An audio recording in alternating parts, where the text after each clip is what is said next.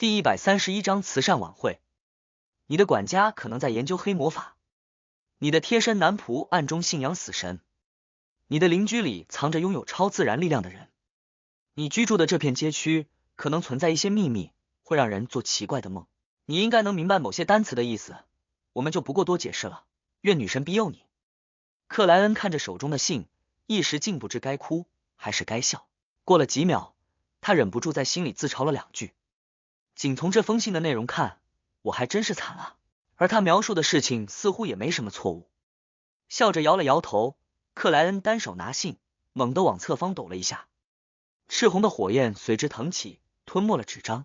不管怎么说，修小姐和魔术师小姐还是挺善良了，唯一的问题在于他们提醒的事情我都知道，并且比他们更清楚原委。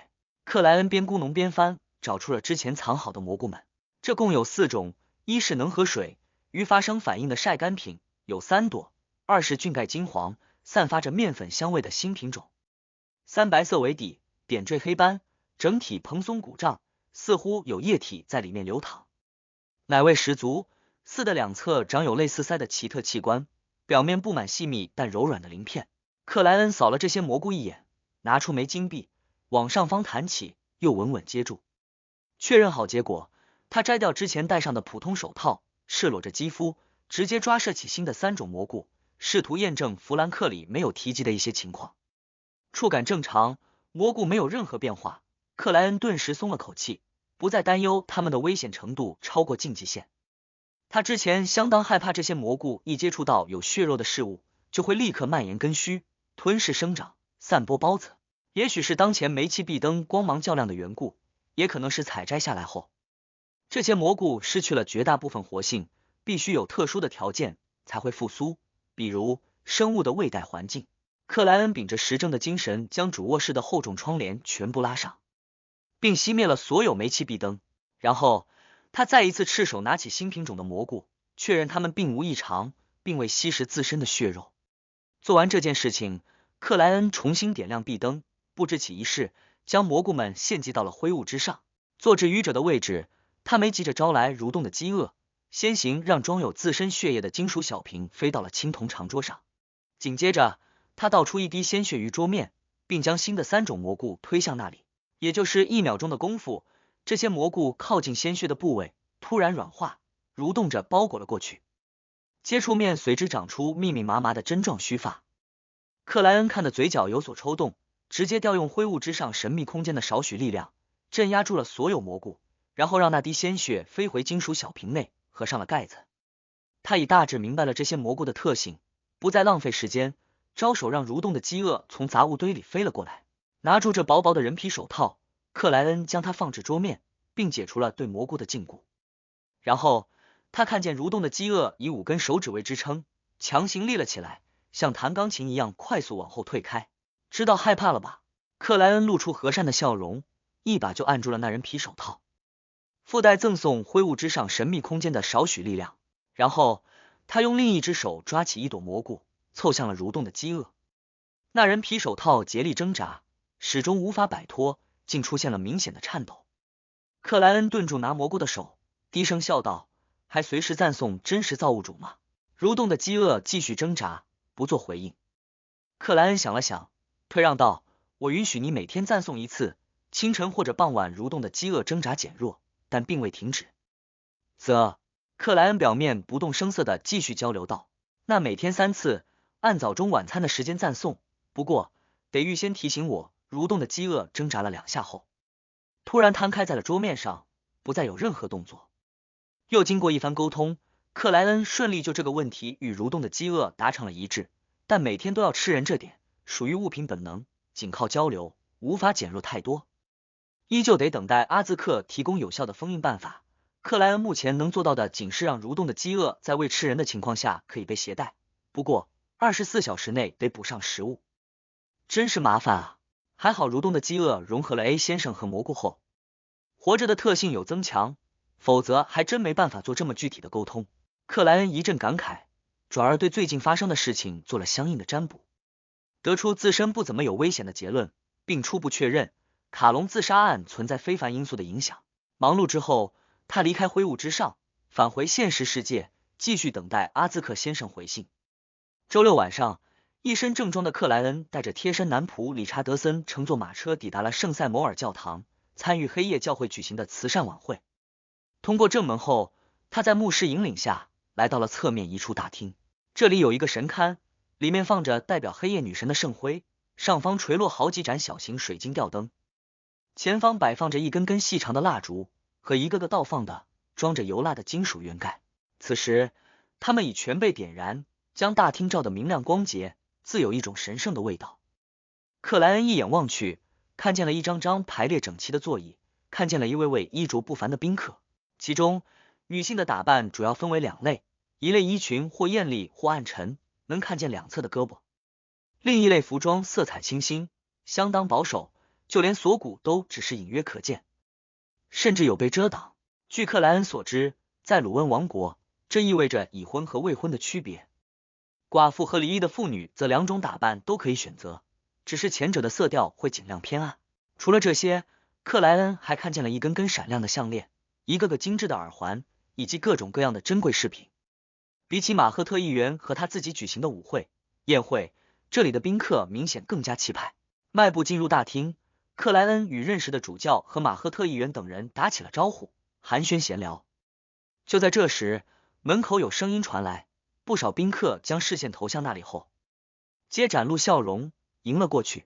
克莱恩随之望向那里，目光先是一亮，旋即有所凝固。大厅入口处，最引人瞩目的是一位金发亮泽、柔顺披下的少女，她眼眸碧绿，如宝石一样美丽，又仿佛藏着漩涡的海面，让注视者几乎移不开视线。她五官明丽，气质出众，外貌似乎毫无缺点，让在场的男男女女都难以去注意她穿的是什么款式的衣裙，戴的是谁设计的饰品。不过克莱恩有扫到她的锁骨链，一颗圆润无瑕的珍珠刚好镶嵌于两根锁骨交汇的凹陷处，柔和了颈部的线条，凸显出一种既纯洁又魅惑的感觉。克莱恩见过她，认识她，她是塔罗会的正义小姐。当初借助魔镜占卜，克莱恩有看到她的样子。忽然间，克莱恩移开了视线，不敢多瞧。这是他本能的反应，主要原因在于他知道正义小姐是观众途径的非凡者，若引起了他的注意，很容易被他从表情变化、肢体语言、气场情况解读出真实的想法和隐藏的秘密。念头电转，克莱恩又强行扭回了脑袋，继续将目光投向正义小姐的脸庞。他这时发现刚才的避让问题更大，更加明显。一个爱好不同风格女性的绅士，在遇上这么一位异常美貌的少女时，怎么可能不多瞧上几眼？与此同时，奥黛丽察觉到了某位先生的异常，鬓角已经有点发白，长相和气质还算不错，显得很有深度。这应该就是那位捐出上万金镑，试图建立平民助学基金的道恩·唐泰斯先生。他刚才的反应有点奇怪啊，似乎在掩饰什么。对奥黛丽而言，道恩·唐泰斯移开目光的举止其实很正常。他有遇到过太多类似的情况，某些男士在看见他后，确实会出现下意识扭过脑袋望向旁边的反应，似乎害怕被他发现，害怕与他目光接触，害怕暴露那一瞬间浮现的迷醉。所以道恩·唐泰斯奇怪的不是移开视线，而是后续又将目光转了回来。另外，奥黛丽觉得最有问题的一点是，这位先生更多不是惊艳，而是惊讶。他在惊讶什么？又在掩饰什么？奥黛丽带着这样的疑问和浅浅的笑意，跟着父母兄长与簇拥过来的人们打起了招呼。克莱恩见正义小姐没再注意自己，暗中松了口气，心中油然想到，等下得注意一点，扮演好道恩·唐泰斯这个角色，不能被观众看出问题。不管正义小姐有没有发现，我都得为刚才的不正常反应想好理由。正义小姐确实是大贵族家的小姐啊，也不知道具体叫什么姓什么。等等问下马赫特或者埃莱克特拉主教。思绪纷呈间，克莱恩微微皱起了眉头，总觉得自己还被谁注视着，忙依循灵性直觉，扫了眼门口。门外阴影中，一只金毛大狗正无声无息蹲在那里。第132章演员与观众。当金毛大狗从阴影里透出的幽凝目光映入眼帘时，克莱恩额角微不可见的跳了一下，没有掩饰受了点惊吓的事实。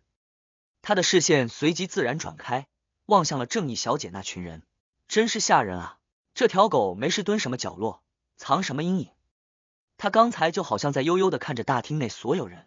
啊，正义小姐好像有拿一份观众魔药喂动物，曾经为此向倒吊人先生求教，不会就是这条金毛吧？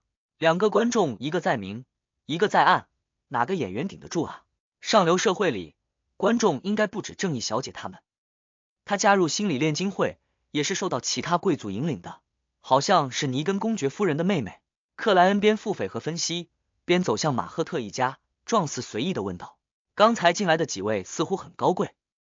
马赫特瞄了道恩唐泰斯一眼，呵呵笑道：东切斯特伯爵一家，你可以直接称呼他霍尔伯爵，你应该听过他。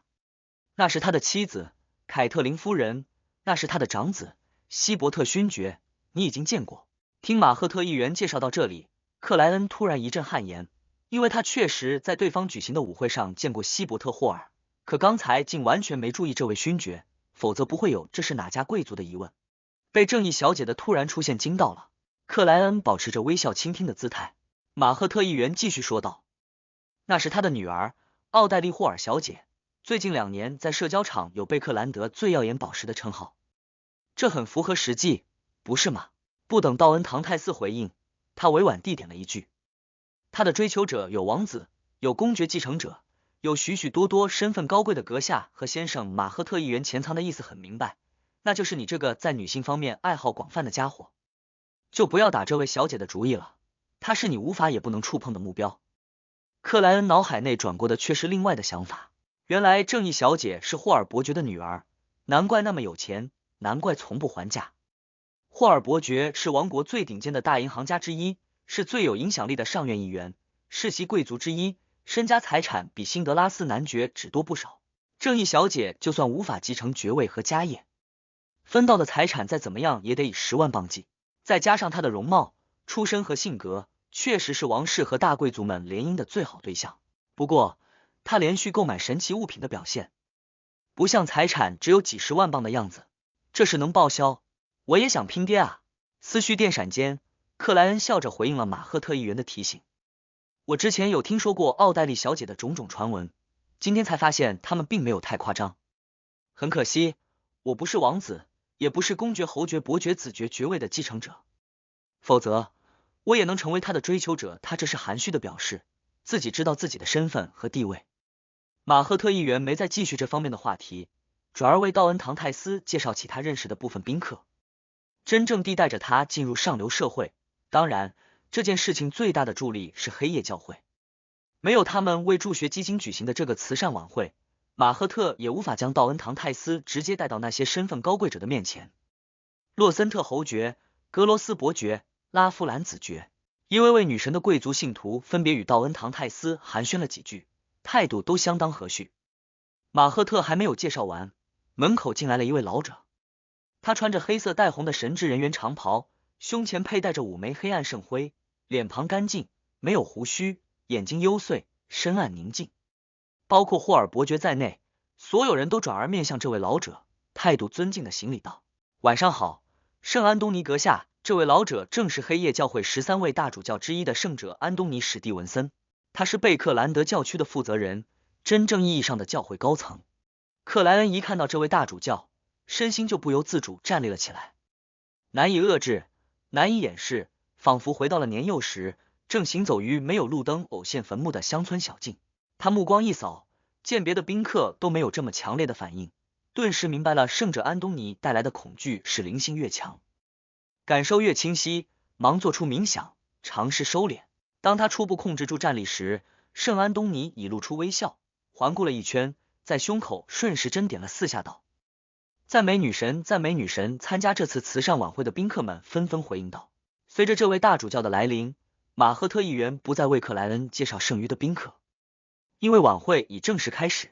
按照惯例，所有人先坐在位置上，虔诚地向女神祈祷了3分钟。接着，教堂唱诗班走至神龛前方，用空灵整齐、似乎能洗涤心灵的歌声赞颂起女神。宗教仪式结束后，埃莱克特拉主教受圣安东尼指派，来到了唱诗班刚才站立位置的侧面。那里有一个高脚的木台，上面可以摊放各种典籍。感谢各位的到来，你们的品格是宁静黑夜里的璀璨星辰。埃莱克特拉主教先客气了几句，继而说道：我们这次建立针对平民的助学基金，源于道恩·唐泰斯先生的提议。他是一位真正高贵的绅士，他的虔诚和品格都无可挑剔，足以成为典范。下面请道恩·唐泰斯先生为我们做一个简短的演讲。克莱恩虽然早有准备，但听到最后半句话时，还是悄然嘶了一声。这可不比平时，这里有2位甚至更多的观众，不是他想怎么吹牛就能怎么吹牛。演讲的内容必须足够真实，不被看出在撒谎或使用了虚假例子。按住腹部的衣物，他快速站了起来，一边走向那高脚木台，一边将正装的纽扣系上。来到那高脚木台的后方，站稳住脚跟，他环顾了那些贵族、议员、神职者和政府高级雇员们一圈，微笑着开口了：“我有点紧张，我还是第一次被这么多身份高贵的人如此注视。我曾经活跃于平民聚集的区域，活跃于混乱的南大陆，因此见识到了不少事情。有一位小姑娘，从6岁开始就在帮助母亲糊制火柴盒，如果不这么做，他们一家交完房租后，连购买黑面包的钱都没有。他们吃的那种黑面包，有很多麦麸，偶尔还能咬到沙粒和石子，坚硬的可以拿来当成棍棒袭击别人。当这小女孩逐渐长大，虽然每天都很劳累，虽然家里并没有额外的钱财，但她依旧向往着教会举办的夜间学校，希望能学习文字，掌握知识，因为她知道，只有这样才能不继续现在的生活，才能不饿肚子，才能穿上真正能抵御寒冷的衣物，才能不去条件恶劣的工厂，在20多岁就死去。克莱恩将自己见过的那些平民小孩的经历挑选出部分，融合于一起，带着真情实感讲了出来。他明显能看到女士们或多或少都流露出同情怜悯的神色，部分少女的眼睛里甚至有波光在闪烁，比如奥黛丽·霍尔。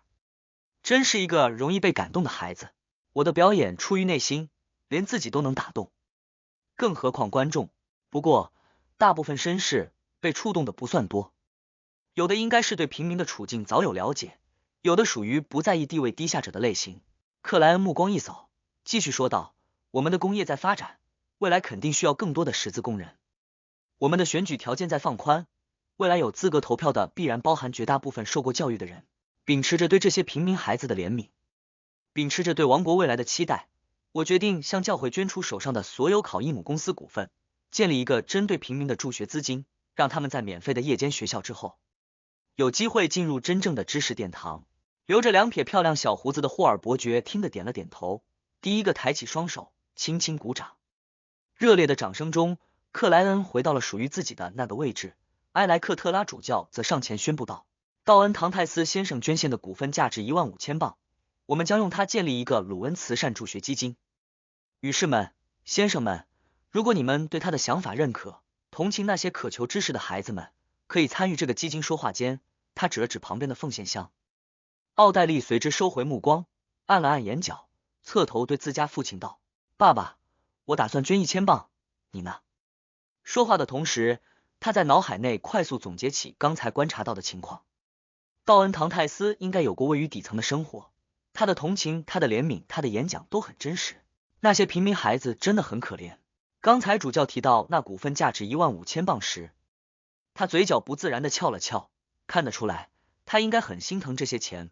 不过，他捐款的真诚不像伪造出来的，这只能说明他是一个爱钱但更爱善良的绅士。他之前看到我时的惊讶和掩饰又是因为什么？他在哪里见过我，却不知道我的身份？可这没必要掩饰啊。他认出了我的项链是神奇物品，所以感觉惊讶，后来又试图掩盖这方面的事情。如果真是这样，说明他肯定是非凡者，而且序列不会太低。等回去再问问苏茜，也许他有观察到别的细节。他躲在暗处，不会被防备，能发现更多思绪分成间。奥黛丽看见父亲霍尔伯爵笑着取出了支票簿和钢笔，他写下的金额是10000镑。第133章霍尔伯爵的提议，10000镑。奥黛丽眨了下眼睛，用细微的表情变化展现出了自己的诧异。无需他开口询问，霍尔伯爵就察觉到了他的疑惑，呵呵笑道：“这是一个很有见识的人。他的有些想法给了我启示，让我产生了点共鸣，而且不能因为苦难客观存在，很长时间内难以真正解决，就漠视他。”奥黛丽隐约听懂了父亲的话语，又感觉理解的不够清晰，微微点头，从搭配衣裙的手提包内取出自己的支票簿，写下了1000镑这个数目。这是慈善晚会，而且是在教堂侧厅举行，所以不会有跳舞，不会有太过奢靡的安排，不会有男仆和侍女跟随于身旁，只存在简单的自助和或多或少捐献一点的情况。女士们毫无疑问会带上自己的包。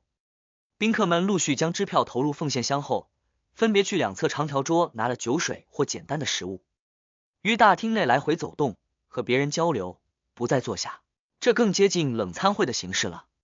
克莱恩则跟着埃莱克特拉主教来到圣者安东尼的旁边，被介绍给了这位黑夜教会的高层。圣安东尼微笑回应了道恩唐泰斯的问候，打量了他一眼道：很好，我们为有你这样的信徒而骄傲。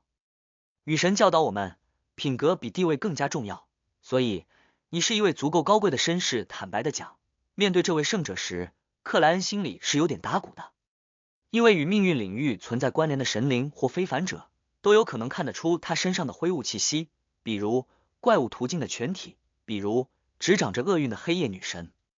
而圣安东尼如果是不眠者途径的高序列，且已掌握厄运方面的非凡能力，那不得不说他确实存在一定的概率能看出道恩唐泰斯有问题。为此，克莱恩来参加这次慈善晚会前，有去灰雾之上占卜，得到了毫无风险的答案。既然女神都没说什么，那他的大主教就算真能发现点问题，估计也会装作没有看见。克莱恩笑容和煦的回应道：这段时间我经常来教堂祈祷，听埃莱克特拉主教讲经，感觉心灵受到了洗礼，就连灵魂都仿佛得到了一定的净化，所以才能遵从女神的教导，将美好和希望传递给他人。圣安东尼点了点头道：在女神面前，所有的信徒只因品格而区分，不管是贵族还是平民，不管是男性还是女士，都一样。愿那些生活在不好地方的人们远离恐惧，获得安宁。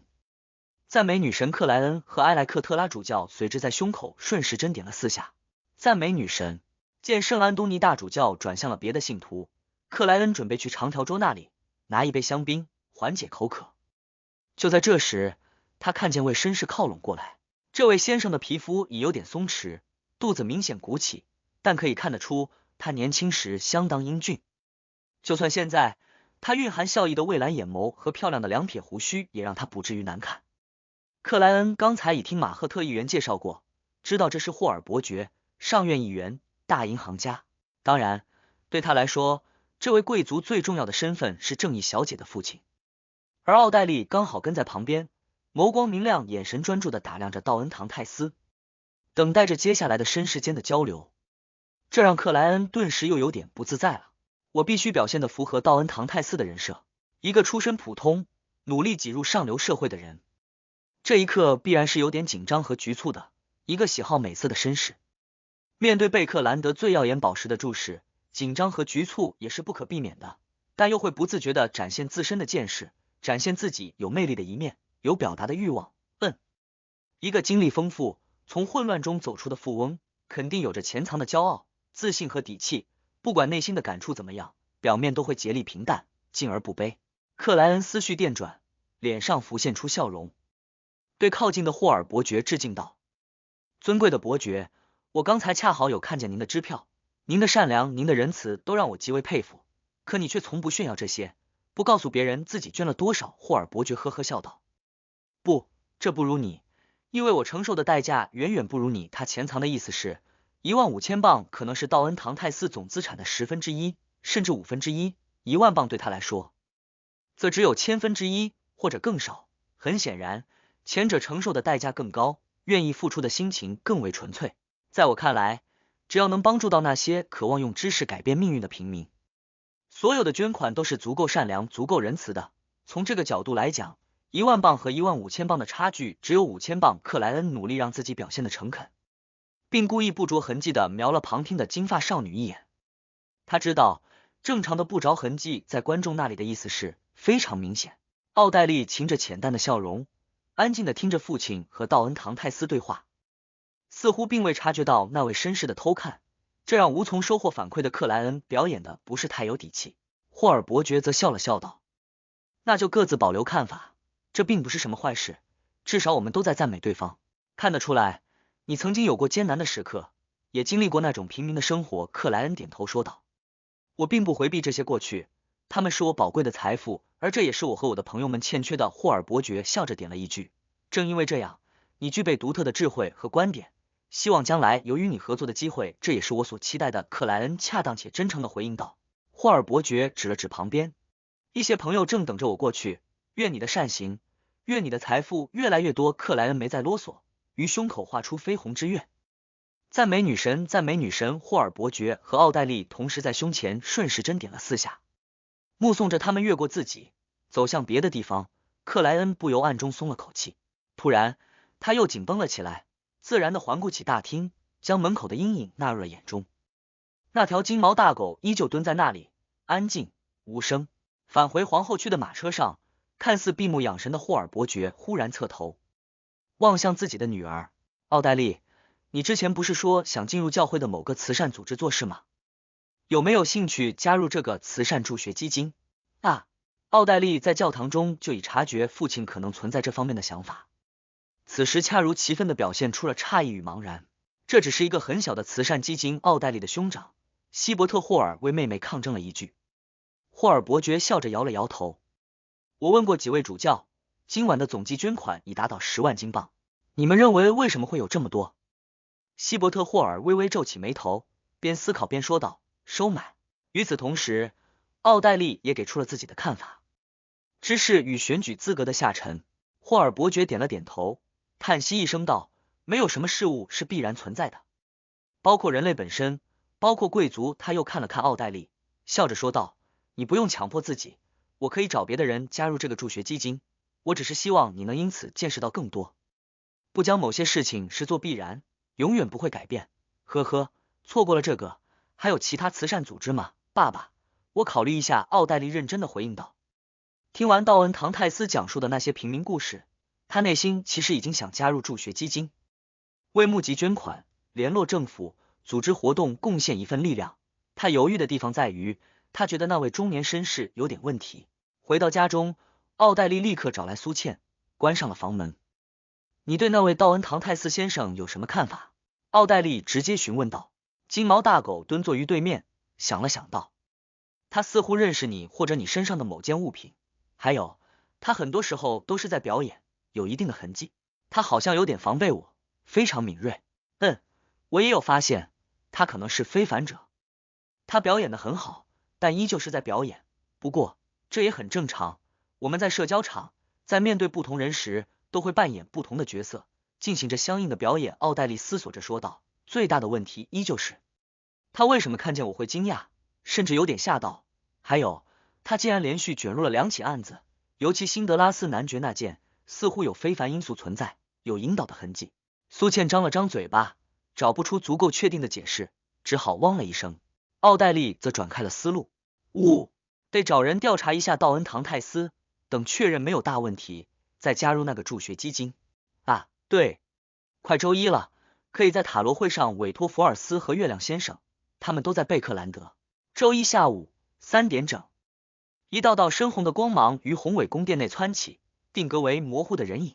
正义奥黛丽快速环顾了一圈，望向青铜长桌最上首，微笑行礼道，下午好，愚者先生。第134章故乡。听到正义小姐的问候，愚者克莱恩忽然就有了强烈的感慨。知道对方的身份、地位、样貌和处境后，他对正义奥黛丽语气里自带的那种轻松欢快与朝气阳光一下有了更深刻的理解，明白了他们的本质源于哪里。但克莱恩并没有因此羡慕嫉妒，认为对方缺乏苦难的打磨，而是觉得在这样一个底层规则充满混乱、扭曲与疯狂意味的世界里，能有这么一位小姐存在，真的挺好。他脸上浮现出少许笑容，轻轻颔首，回应了正义小姐的问候。等到塔罗会成员彼此完成了致意，隐者加德利亚推了下眼镜，侧过身体，对青铜长桌最上首那笼罩着灰雾的模糊身影行了一礼。尊敬的愚者先生，这次有3页日记，神秘女王终于又上线了。克莱恩腹诽了一句，微笑说道，很好。几秒后，得到允许的隐者加德利亚具现出了日记，看着他们跳跃至愚者先生的掌心，克莱恩随意瞄了一眼，心里陡然咦了一声。他发现神秘女王这次提供的日记似乎属于罗塞尔大帝早期，不像有重要信息的样子。正常来说，无法分辨重要性的情况下，肯定优先挑选后期的日记。这样才能最大程度还原罗塞尔大帝遇刺之谜。我相信神秘女王有足够的智商。克莱恩一边在心里疑惑自语，一边认真看起了第一页日记。9月21日，抵达圣密龙，正式开始了我的第一次随团出访。福萨克的天气真的有点冷啊，这还不到10月，看起来就要下雪了。难怪这里的特产是各种大衣和防寒服装，还有烈酒。妈的，这里的人身高真的夸张，不愧是巨人后裔的国度。不过我还是想说，我讨厌别人俯视我。今晚我要去酒馆找一位福萨克美女共谋一醉。看到这里，克莱恩突然有点怀疑神秘女王贝尔纳代提供这几页日记是想询问他是否还有个福萨克血统的哥哥或者弟弟。忍住内心的啧啧声，克莱恩的目光扫向了第2则日记。9月22日，我好像断片了。昨晚发生了什么？我的福萨克美女呢？我竟然没有喝过她。使馆的人告诉我，这里的女孩很多时候比男性更能喝，以后去酒馆得节制，要是被哪个大妈捡尸就不好了。这里的酒真的烈，我头痛了整整1天，还好不是屁股痛。早点睡，早点睡，明天去参观黄昏巨殿。9月23日，黄昏巨殿确实恢宏壮丽，就像神话降临了现实，那片建筑似乎完全为巨人准备。作为异教徒，我只能在外面绕圈，黄昏巨殿脚下的广场竟然也酒香浓郁。这里有不少人，有的跪着，有的坐着，有的在那里吹奏骨笛，很有种悠扬开阔的感觉。我认识了位吹骨笛的福萨克人，即使和他的同胞相比，他也高得夸张，目测有接近3米。他叫奥涅格，自称出身于福萨克巨人血统最纯正的几个族群之一。他吹骨笛的样子很忧郁，仿佛并不属于这里，却又不知道该去哪里，比英蒂斯那群只知道围着女人裙摆转的家伙更像诗人。说到这里，我又忍不住想吐槽，那帮家伙竟然以得那方面的疾病为荣，简直扰乱了社交市场。我和奥涅格闲聊了一会，提到了刚才的那个疑问。他说他只是在思念故乡，可问题在于他是标准的圣密龙人，从未离开过这里。奥涅格没立刻回答我，又吹了几分钟的骨笛，然后才说他思念的是巨人血脉的源头，神话传说里的那个巨人王庭。他告诉我，他和他那个族群的福萨克人经常会梦见高高的山峰，以此为基座的巨大城墙，永远沐浴在黄昏光芒里的宫殿、高塔和各种建筑。这和黄昏巨殿很像，却又更加不可思议，更有史诗感和奇迹感。无需别人告知，奥涅格和他的族人确信这是巨人王庭。聊到最后，奥涅格缓慢站了起来，说感谢我的倾听，他要离开福萨克，去寻找巨人王庭，寻找他精神与心灵的故乡了。他认为苏尼亚海最东面的区域，也许就藏着通往巨人王庭的道路。他说，几千年过去，巨人们从未忘记故乡，现在轮到他追寻祖辈们的脚步了。这条路，除非抵达终点，否则永不停止。他又吹起了骨笛，在那悠扬却悲伤的旋律里逐渐远去。故乡啊，故乡啊！读到这里，克莱恩第一次觉得自己与大地的情感有了100%的共鸣。虽然罗塞尔最后只写下了看似重复的3个字，没有阐述自己的内心，但克莱恩却完全读懂了大地那一刻的心绪起伏，因为他和罗塞尔都像奥涅格一样，有一个精神与心灵的故乡。于心里叹息了一声，克莱恩翻到了第2页日记。1月10日，造访苏尼亚岛。这里又被称为古精灵岛，有着大量的精灵遗迹和习俗残留。我第1天就惊到了，精灵们竟然会做血旺，竟然喜欢吃动物内脏，善于使用新香料。他们还发明了筷子。再想想壁画上的精灵形象，除了部分蓝发者，剩余的轮廓线条、发色、眼眸都接近地球上的亚洲人，这不会是老乡们吧？对，当初我恍惚间也有这样的怀疑，不过想想不可能一口气穿这么多人过来，都快成一个种族了，又觉得会不会自己想太多？没道理，地球能出现的生活习惯和食物餐具，这里绝无可能产生。克莱恩饶有兴趣的快速往下阅读，想知道罗塞尔是否有去探求原因。1月13日，这几天忙着搜集这里的文物古籍、民间传说，好几天都忘记写日记了。虽然很多事物早就被各大教会拿走，但我依旧获得了一些有价值的东西。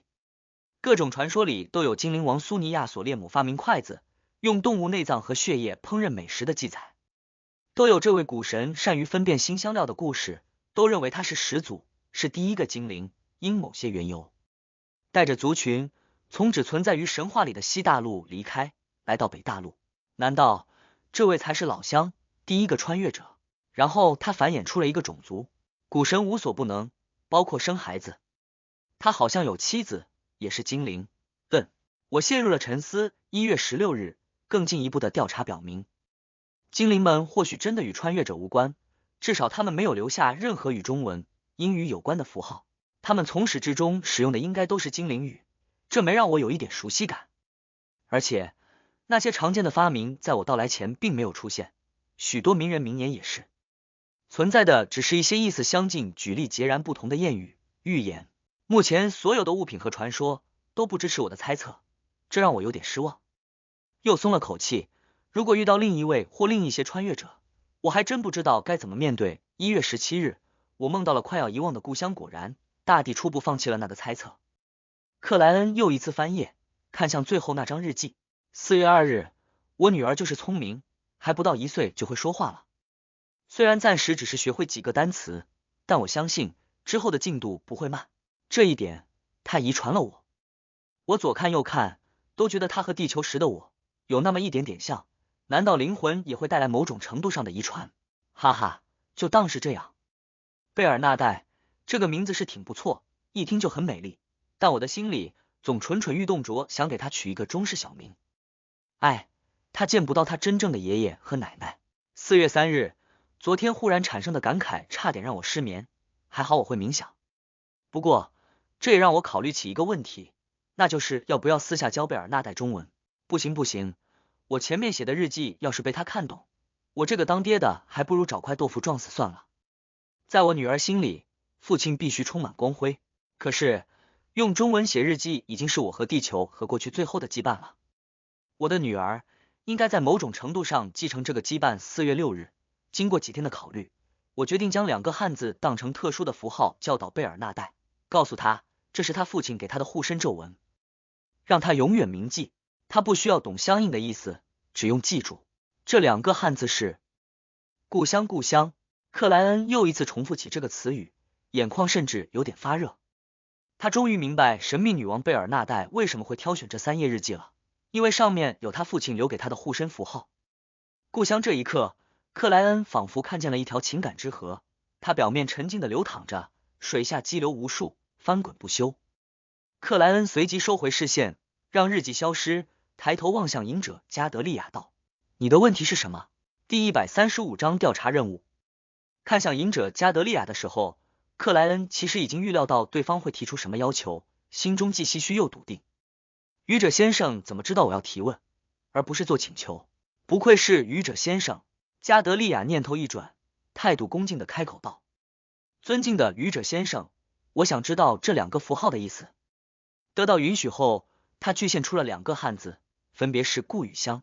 果然，克莱恩无声叹息道，他们合在一起的意思是家乡，心灵与精神的归宿合在一起。心灵与精神的归宿。隐者加德利亚将重点放在了后面半句话，因为他非常清楚神秘女王的家乡在哪里，也不认为这有什么特殊的地方。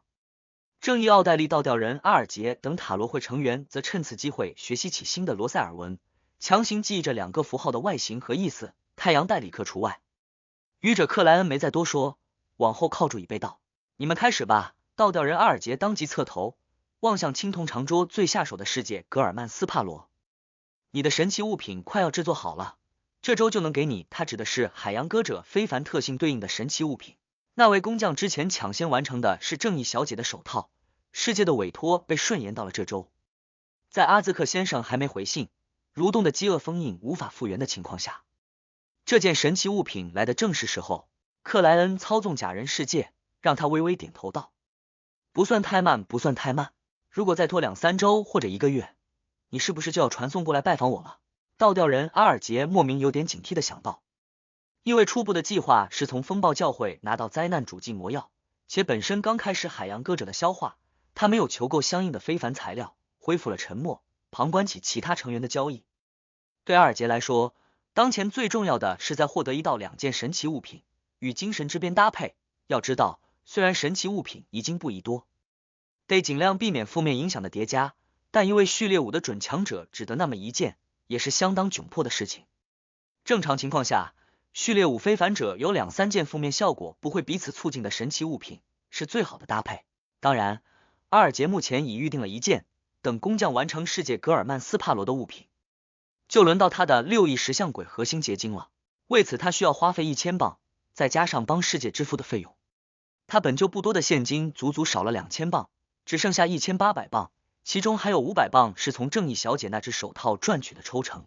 见短暂没人开口，月亮埃姆林将视线投向了太阳，斟酌着问道：我需要一份序列5的人造吸血鬼非凡特性，你想得到什么？这段时间里，他已经在血族内部打听过，知道有去除非凡特性精神污染的办法，但必须做出足够的贡献才能申请，所以埃姆林想着先把晋升所需的魔药主材料弄到手，再考虑别的问题。根据他的观察，这样一份序列5的人造吸血鬼非凡特性大概价值8000磅，反正世界先生是这么定价的，而他本身只有5400多磅现金，差距还有点遥远。按照埃姆林原本的想法和习惯，肯定得攒够了8000磅才向太阳提出交易的请求。他不是一个喜欢提前消费贷款消费的血族，哪怕最新最好的人偶，也无法让他厚着脸皮去向别人借钱，只会更加节省更为卖力的储蓄。不过他很快认知到一个问题，那就是太阳根本不收现金，对白银城居民来说，卢恩的金棒和废纸没有任何区别，所以埃姆林相信太阳会提出物品方面的要求，早点知道可以早做准备。而且太阳不那么清楚外面的市场情况，也许他想要的东西只值5000磅。月亮埃姆林抱着等待惊喜的心态，微抬下巴，注视起旁边的太阳。太阳戴里克认真想了想道：太阳途径序列5的魔药配方，他最开始想说的是帮我偿还在世界先生那里的欠账，可又发现世界先生一直没提出过要求，于是认为这不适合转移给别人。另外，参加了这么多次塔罗聚会，戴里克早不是当初什么都不太懂的新人，加上白银城内部也有物资兑换标准，他很清楚序列6公证人魔药配方和序列5非凡特性差距极大，用前者产生的债务抵消后者是非常吃亏的事情，所以他将要求改为了序列5的魔药配方。序列5的魔药配方，这很难买到，价格4500到7000磅不等，主要看买卖双方各自的急迫程度，还有鉴定真伪需要付出的代价。月亮埃姆林刚要答应，就听见世界先生低哑的嗓音响起。我有意识之间，巨人居所般的宫殿一片静默，塔罗会诸位成员都略显麻木。序列5就这么常见吗？月亮埃姆林想到自己还没有序列5层次就莫名心累，平复了几秒才问道：多少钱？克莱恩算了算埃姆林怀特这家伙的财政状况，让世界格尔曼斯帕罗低沉笑道：5000磅，光之祭司魔药配方5000磅。埃姆林先是一愣，旋即毫不犹豫开口道：成交。他这就像面对了打折促销的心仪人偶。好假人世界点了下头，一副这不是什么大交易的模样。然后他看见正义小姐环过了半圈，听见这位少女道：我有一个调查任务要委托调查任务。愚者克莱恩内心突然咯噔了一下，世界格尔曼斯帕罗的表情随之有点呆滞。什么调查任务？魔术师福尔斯主动开口询问。在他的印象里，正义小姐的委托都是报酬丰厚相对简单的那种，能接一定要接。正义奥黛丽组织了下语言道：贝克兰德最近发生了2件事情，一起是辛德拉斯男爵疑似被栽赃案，一起是下院议员马赫特因大气污染治理遇袭案。对于正义小姐的描述，魔术师福尔斯越听越是耳熟，因为这2件事情他都在现场从头见证，有所参与。他不知不觉坐直了身体，等待着对方接下来的话语。而在这2件事情里，都有一位叫做道恩唐泰斯的富商存在。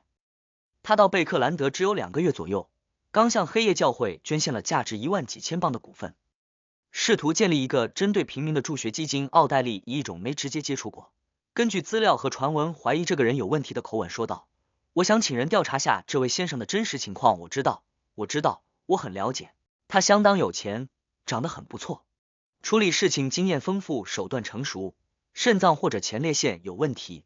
魔术师福尔斯差点就直接举手抢答。如果正义小姐对此不够满意，他还有更多的情报，比如道恩唐泰斯的处境相当凄惨，管家在研究黑魔法，仆人崇拜着死神，邻居里藏着非凡者，街区隐匿有深层次的秘密，为了摆脱困境才捐出那价值1万多镑的公司股份。总之，他完美符合被欺负的外乡人形象，我都差点给他推销治疗肾脏或者前列腺的药剂了。反正月亮先生有这方面的擅长，我还能赚个中转费。不急，先听听正义小姐的报价。福尔斯收敛住突如其来的激动，耐心看着身旁的少女。不过他刚才的肢体动作和情绪起伏，已经在观众面前出卖了他。正义奥黛丽既诧异又疑惑，没想到福尔斯竟然认识道恩唐泰斯，并且有相当程度的了解，这让他对道恩唐泰斯看见自己更多是惊讶的问题有了新的猜测，怀疑是不是福尔斯在那位先生面前说过什么，展示过什么。另外一边，月亮埃姆林听得一脸茫然，正义小姐描述的事情，他完全不知道，只能确信这些发生在贝克兰德。而靠着椅背悠然注视众位成员的愚者克莱恩嘴角险些抽动。正义小姐会找人调查道恩唐泰斯有点出乎他意料，因为双方也就是在慈善晚会上见过一面，未来看起来也不会有更多交集，根本没必要深入掌握情况。难道我有暴露别的问题，引起了正义小姐的兴趣？或者霍尔伯爵一下捐了1万镑，展现出了他的重视，因此让关心父亲的正义小姐决定暗中调查。克莱恩念头电转，抓紧空隙思考起应对的办法。这时正义奥黛丽斟酌了一下，看了看魔术师小姐，开口说道，初步调查费用500镑，如果有遇到危险导致难度提升，我会追加报酬，没问题。魔术师福尔斯连忙于心里组织其语言。就在他要开口的时候，他看见世界格尔曼斯帕罗抬了下手，